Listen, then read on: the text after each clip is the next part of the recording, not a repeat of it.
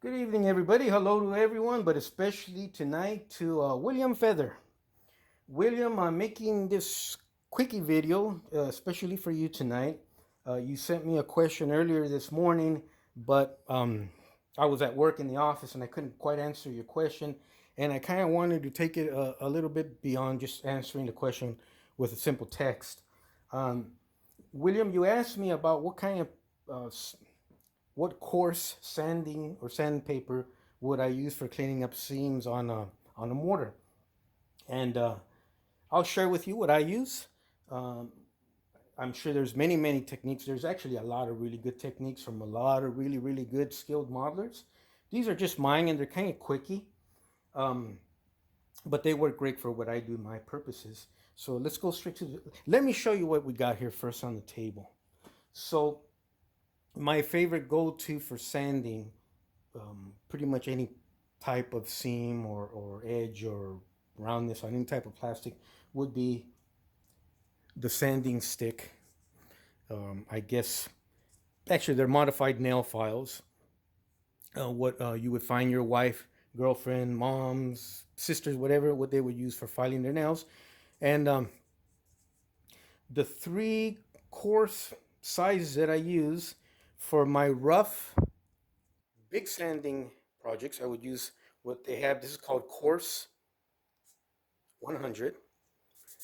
And I wouldn't use this for everything, but this is when you need to remove a lot of volume and then never get to the actual surface, your finished surface. Stop short of that when using this, because what this really scuffs up the surface of the plastic. And now you have to go back and re-sand, if not fill. So stop short of when you get to the surface of what you're trying to work with. This is just for removing the big parts. The one I pretty much use all the time would be Fine 240. Fine 240. This is what I use up onto the surface and the actual surface when I'm sanding something. Don't press too hard. Just kind of be gentle, learn your style, learn your strength, learn the strengths and weaknesses of the medium you're working with, whether it's styrene, resin, brass, wood. Just know your material, practice on scraps first, and also know what you can and can't do with each of these individual sanding sticks. Now, when you're done sanding, you're happy with removing what you had to remove. You want to prepare your surface so it looks, your plastic surface, so it's smooth and looks just as it did when you took it out of the box, when it came from the factory, when you purchased it from the store, because this will also leave little scuff marks on your styrene surface if you're not careful. So what you want to do is you want to use probably the finest one they offer typically. You could probably find even more fine. But what this is, I guess you would call this an emery board when it comes to women's nails. But the hobby stores also sell this. It's real fine, and I believe it's blue. I believe it is 400. Fine 400. Go over the surface of what you just sanded lightly with this. You're going to notice that this will polish it almost immediately. Kind of almost make it look dirty looking, but it's not. It's smoothing the plastic real smooth again. So when you're ready to paint, you should not be able to notice any sanding marks of what you were working on. Another good alternative to this is what they call emery paper. You can also find this stick in sanding paper form, 400. And these are just various samples. A good idea, what I always do is if you did work around the house or on your car, or you were painting inside or outside around the house, whatever's left over that's usable, just save them. You never know when you're going to need them. As everything goes up in price and sometimes it's hard to find things, you'll always have a nice steady supply. You can never go wrong with 240 and Fine 400. My go-tos, but you always need this to clean up or remove large portions of plastic. There are several techniques. This is just a simple, quickie I guess review what I do. But even I can go into more depth. I mean, there's polishing materials. There's I use the polishing wheel on my Dremel tool, and on and on. If you can't find fine 400 in your store, your hobby store, your hardware store, or in sandy stick form, you can always use an emery board, like I said earlier, from women's, women's fingernails. You can walk into any beauty parlor or beauty salon or nail salon or nail supply salon, and you can get the different type sanding sticks at one of those places also. That's where they come from. This is not specific to the hobby. This was made for the nail industry.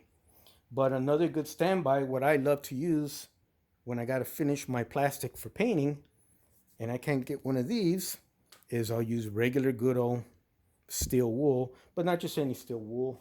William, what I like to use is fine, and it's 4 zeros, so fine steel wool. And I buy it in a big pack. Any type of Home Depot, Lowe's, Ace will carry these. And it's not that expensive, but you get a whole bunch, and this will literally last you, not just for your hobbies, for working on all sorts of stuff around the house or on your car. This will last you a couple years, if not longer. Okay, what I want to share with you also is I was talking about the women's sanding for their files. So you can actually go into your girlfriends or wives or moms or sisters or cousins or whatever and raid their little makeup nail polish box or drawer, and you can also use their pretty much, these are sanding sticks for women's nails. And there's another example of what you can use it, not necessarily made for the hobby, but can be applied for what we do here, from household items or items you can find at Target, Walmart, etc., etc. So don't kid yourself and think that only from a hobby store you can get this stuff. You can actually find it pretty much everywhere. Good ideas in your daily life as you go about doing your daily stuff. Always keep an eye open for different things that you spot that you could use, say that you could grab and say, hey, I can use this for my models one day, and just build up a nice little collection of different type of tools and items that you could use for your particular applications, because you're going to notice that over time it's going to change also. What I love to use is these little fine sanding sticks to get into those little tiny tight corners when these are too big or you don't want to wear out one of these. You prefer to use one of these. I do pick these up at my hobby store, and it's the same idea and the same principle. The colors is coincides with what course size they are. These are great. You can't always find them, but they're fantastic to getting into little tiny areas. What's great about these, William, is if you can't find them, it's the same as this. So I happen to have some here. Let me show you what I mean. So your coarse 100 in these little sanding sticks, your coarse 100 would be this black one. Okay. Your fine 240 would be this blue one. And your fine emery board smoothing, vinyl smoothing one would be this orangey pink type color one. Okay. The hobby stores, I notice, and you'll notice also, is they use a color coded system on the side. So when you can no longer read the size on the surface of this because you sanded it off over time, you can always refer to colors on the side. What I did notice is the colors don't match, at least with this particular brand that I bought at Brookhurst Hobbies. But generally, this one does. Generally, the colors on the side of the sanding stick should match what you're using here. Now, if you got to get into little small tight areas and you just can't find these at your local hobby store, this is what everybody else does. No problem. Get yourself a nice good pair of scissors. And guess what? Be careful. Use careful handling the scissors. I did it kind of rough, but you can actually get in there even smaller. Now you have a nice little sanding stick to get right into that little corner. So don't panic. You don't have to spend a lot of money to get this when you could do the same here. Now I kind of rough cut that, but yeah, you can get, just be careful, really careful, because the product is thick and you can really cut yourself if you're not careful. See what I mean? You can cut it to your size. Let's say you had a real sharp corner and you just needed a point. Now you got a point. Let's say you wore that off and you still got to sand the same little point only on the other opposite side of your model. Then just cut off another piece. The whole thing is sandpaper. So you can keep cutting all the way down till there's nothing left and use every bit of it for what particular purposes you're using on your models. We're going to take this a little further today, William Feather. I've got a little bit of time, and what we're going to do, and I've mentioned this before, what I love to do, and you can ask Tim Klein and all the other guys that I have kind of experimented with here on YouTube in video, is I'm going to be like that science teacher. Not that other science teacher when we sat in class and all he made us do was read out of the book. Boring, boring, boring. Remember that? Remember that guy? No, I'm the cool science teacher who did all those crazy experiments, poured liquids together and everything exploded. Everybody laughed. Remember we dissected the frogs and there was always somebody who'd get the guts out and throw it across the room to hit some girl on the side of the face. Remember that guy? Well, we're going to have fun today.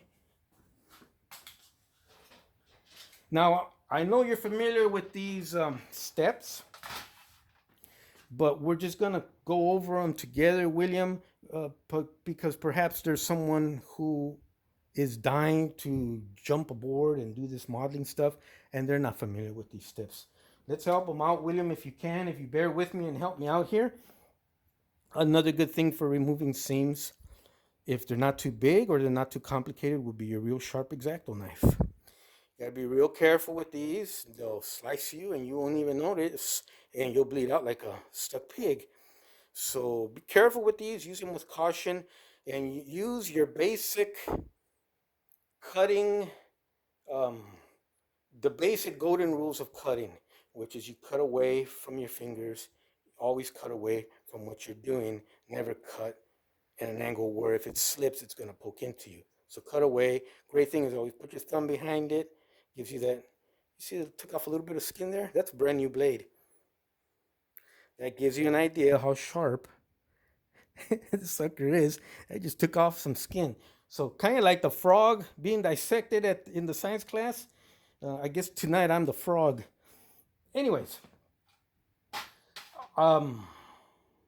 you mentioned you wanted to remove a seam from a motor you're working on, an engine. There's various types of seams. I'm not sure exactly which one you were talking about, but we'll try and cover a few here real quick. So we're going to use this transmission. It's an AMT transmission. I believe this is off of the original transmission off the diamond reel. But I notice, let's see if we can do this.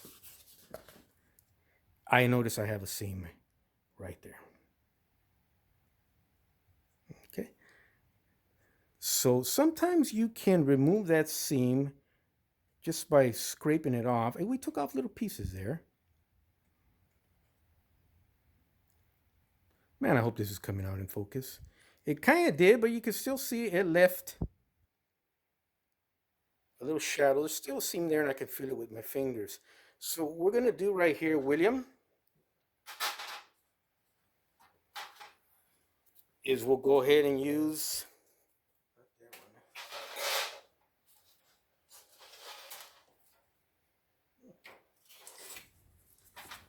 We'll use Old Reliable here. And this is fine 240. So, let's see. I'm going to try to do this in a way where we can look at the camera screen and do this at the same time and keep it in focus. So, on a straight flat surface like this, pretty much you can go up and down along the seam. What I like to do, and a lot of people like to do, is kind of like an X crisscross pattern. So lightly, I'm not putting a lot of pressure. If I needed to put a little bit more pressure, I don't squeeze down, but I just put my finger on top of it like that. And it puts a little bit more pressure. You don't want to gouge the plastic, and you don't want to take out too much material of the plastic. It's very easy to do because styrene is a very, very soft product. So we use, with filing and with sanding, with using metal files on metal, or with sanding, or with a saw on a piece of wood, where you make your cut, where the money shot, so to speak, of your filing of that process or cutting is always the forward stroke. Okay? So you'll notice everyone, including me, goes up and down, up and down. I'm putting more pressure on the up than the down. I am removing material with the back, but I'm making it a point to do more with my forward stroke. If you can see or sense the motion I'm using here. So we did this a few times, the cross or X diagonal pattern. We did it a few times going this way. What we're going to do now is go this way. And we repeat it this way. You can even turn the piece upside down and do it that way. I'm not putting any pressure, hardly any pressure. Maybe the thumb is putting a little pressure, but if I needed to put a little bit more pressure, let's go along the seam. Then I can still feel something there, so I'm going to put my finger back there and put just a little bit more pressure. I'll put my thumb right behind there, put a little bit more pressure. Feels pretty good. Just go up and down like this. Like I said, there's many techniques, and there's really a lot of gifted and professional modelers on YouTube that probably have their own methods. And I'm like you. I ask questions and I watch YouTube to learn. I don't feel much of a seam on this now. We'll just do it a little bit more. See where my thumb is? I'm putting a little bit of pressure on there because I'm taking too much time. I don't know if the camera's picking up, but my material is falling on the ground there. So it actually feels pretty good. So what I'm going to do off camera, you'll hear it. You don't have to do this, William, but why I'm doing it is because I'm filming this and I want to give the visual graphic of how much of the seam is left. So I'm going to hit it with Tamiya Primer. This is the fine, or what they call light. It's great. And what I use it for, and what a lot of people use it for, obviously for the finished product when you're going to paint, I use it for spotting seams that I'm working on, especially seams that are going to be visible on the outside of the model where people are always going to see that part. So let me do this right behind the camera. You'll hear the spray can going off.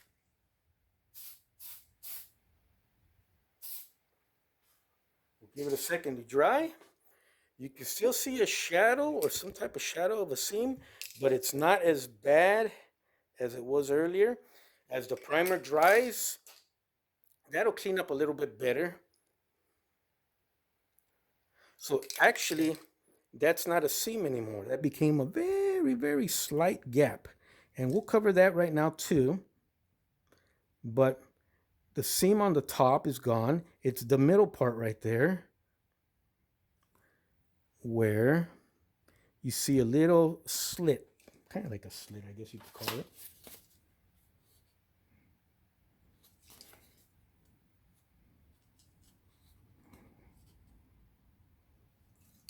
Let me hit it with Tamiya again one more time.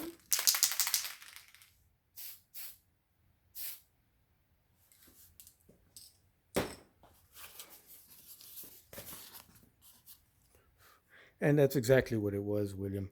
we now have a little slit in there. So what you would do there is a little bit of putty. And I'll show you the putties I use in a little bit here. You would fill that in. Sometimes even with your finger you could do it, or with a little piece of plastic. You could use a little putty knife, maybe a used soft knife. There's different ways of applying it. I used to use a credit card, an old credit card. Just put a little dab on there and you kind of just run it, press it down in there. You come back in an hour or two or the following day and use your sanding stick and that gap will disappear. Okay. So we don't have, I didn't want to take too much time and make it a double video of putty and sanding, but we can cover that on another time. But pretty much, it's not that bad. You also have more seams here, which I got a feeling this is kind of what you were talking about. So let's go ahead and play with that a little bit, William.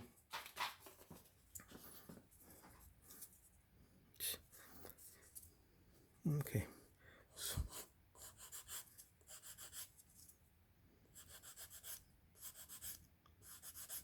I had originally painted this whole transmission with primer, so that's why you see the colors changing, because that's the original plastic color underneath. Because this is a part that will never really be seen, it'll be under the truck eventually when I put it on a model. I'm not going to be too concerned with making it perfect.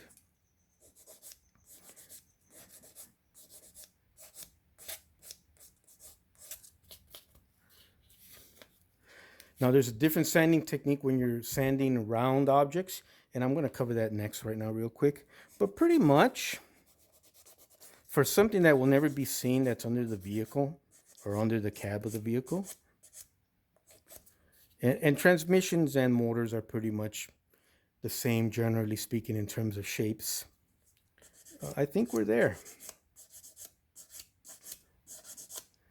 Now, because it's a part that's never going to be seen, there was another slit here, kind of like what we had here. But because this part will never be seen, and neither will this part actually. This is going to be attached to the engine. It'll be glued together. You'll never see that again. Instead of putting putty, what I'm going to do is I'm going to press extra hard to make that slit kind of just disappear. So that means I have to remove more plastic. I'm sanding in a way that I'm matching the curve of the housing on the transmission here. So I'm kind of going like that, even on the back strokes. So once again, this was, I think this was fine 240. And I'm very satisfied with the results I usually get using that particular. Now we still have a seam here and here, but an effort not to take up too much time on this video, which kind of real quickly will just press down real hard just to get rid of it. But I kind of focused on this area for video presentations. Let's hit it with the Tamiya and see what it looks like.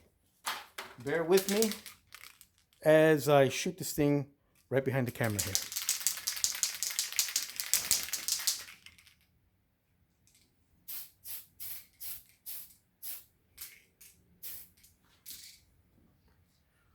William Feather. There you go, William. What do you think? Now that one came out pretty much, that's pretty darn good. We won't ever have to worry about that particular seam.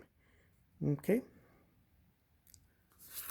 One thing I did forget to do, along with the process of using 240, was before I hit it with the primer, was to run the emery board across there so you can see how smooth it leaves the surface. It doesn't really take off material as far as the seam, but these final emery boards, emery sandpaper, this final grit leaves the surface brand new. So when you hit it with your spray can, you can't even tell. But look at that one, William.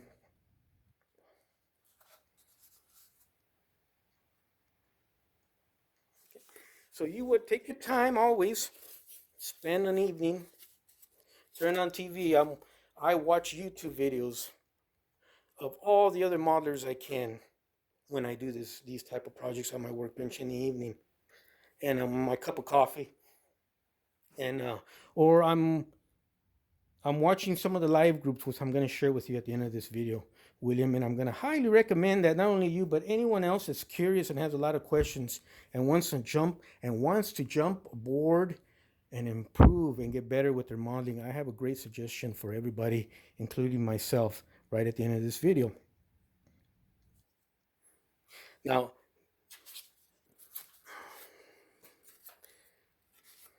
let's see here. Okay. It's hard to work behind the tripod and the camera setup. It looks like I'm hugging it from behind, but that's why you see me struggling. But I want to catch this in focus for you, and I see we're getting shadows here. But that's actually not too bad, that original one we did. What I would do there is I would go back over it with a lot more pressure just to bring it down, as opposed to going in there and filling it with putty and stuff, which is a whole nother process. So let's go ahead and do that. It'll only take a second, but now we're going to use the coarse 100 to remove a lot of material. Let's do that angle thing again. As the primer gray color comes off, you will see how much this thing removes with just a few strokes and how much of the primer is left. The idea is to leave no primer on this transmission housing here.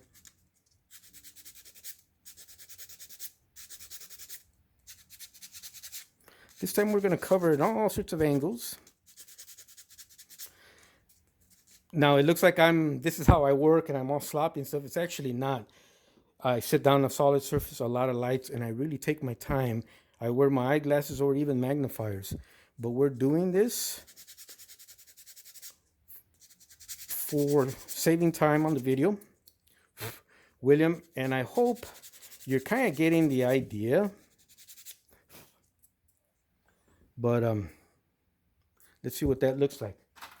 Let's say I did remove it. We don't know if it's there yet till I hit it with the primer or I look through the light at the shadows, but it'll be quicker with the primer, and with the primer we can all see it on the camera for YouTube.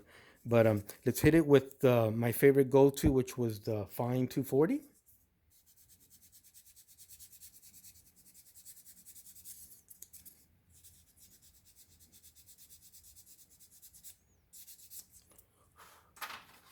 Let's pretend that it worked out great and I'm ready to paint it. Now we're going to use the Emery board or Emery paper, or if you don't have those or access to those, you can use the steel wool. And this is just to smooth out the plastic so it's back to its it'll simulate its original condition when you first took it out of the box. I'm sure if you looked at it under a microscope, you'll still see all sorts of scrapes and stuff. But for regular human eyeballs and then painting over it, it'll look just like brand new. It'll smudge everything so you think you smeared it with oil or something, but it's not. It doesn't remove, it actually does remove a tiny bit of product, but it smooths everything out. That feels like a mirror. If you don't have access to one of those sanding emery sticks, boards, or whatever you want to call it, use the 0.000040 fine steel wool, and you get the same effect. Okay. Let's hit it real quick with some primer just to see what it looks like. Do you remember our curved surface earlier? Look at that. That seam is gone.